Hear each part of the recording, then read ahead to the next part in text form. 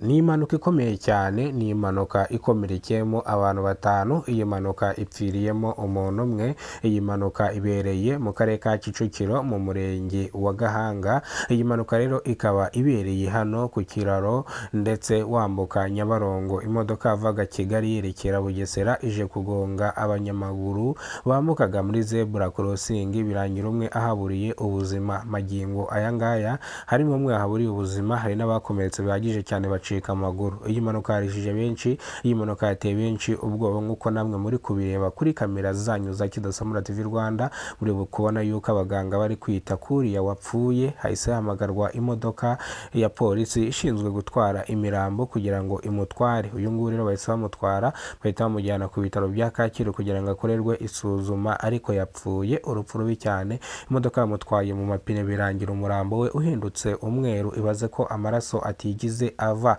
hose wabonaga inyama zishashagirana ndetse wabonaga ameze nabi cyane, dore ko atigize anasamba, yahise ahaburira ubuzima. Koko iyi modoka iri mu bwoko bwa hoho yamutwaye mu mapine paka imugesheje ku kiraro cya Nyabarongo. Umushoferi rero akimara kubona yuko agonze umuntu yitabye Imana, umushoferi yahise yirukanka aburirwa irengero, abaturage bamwirukankaho ntibamufata. Magingo aya ngaya rero yacitse, ni kugeza amagingo aya ngaya ntarafatwa, ariko iyi hoho polisi yahise iyitera breakdown iyijyana kuri station ya polisi ya Gahanga kugira ngo nyirayo naboneka aze kuza akurikirane iby'iyi modoka ye.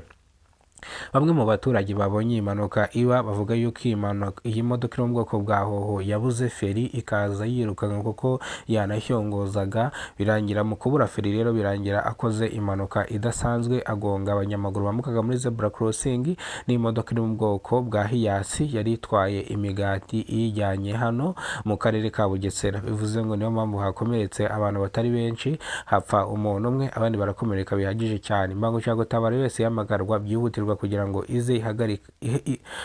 ngo ize yite kuri bano bakomeretse, ihagarike iva ry'amaraso kugira ngo bataza kubura amaraso bakaza kuhaburira ubuzima. Rero iyi mpanuka yarishije benshi, iyi mpanuka yateye benshi agahinda. Iyi mpanuka ni imwe mu mpanuka zibaye zizandikwa mu mateka y'u Rwanda. Ni impanuka ibaye rero umuntu akayita apfa nta no gusamba, nk'uko n'abaturage bagiye babibwira, twagiye tunaganira. Iyi mpanuka rero twese twari duhari, iyi mpanuka yabaye duhari. Nimvuga ngo impanuka yabaye impari, ubwo mba mpari kuko ngewe byabereye mu mujyi wa Kigali hose. Umujyi wa Kigali ni ngewe ushinzwe amakuru yose mu mujyi wa Kigali, ni ngewe uba uhibereye. Mu ntara yo tuba dufite abandi banyamakuru bahari nibo baduhereza ariya makuru yandi yo mu ntara kugira ngo tuyapodetinge tuyakore. Bityo rero iyi mpanuka yabaye ku burangare bw'umushoferi wari utwaye iyi modoka iri mu bwoko bwa hoho utari ufite feri, bikarangira agonze umuntu arapfa. Biragiye umushoferi wa hoho nawe yirukase aburirwa irengero.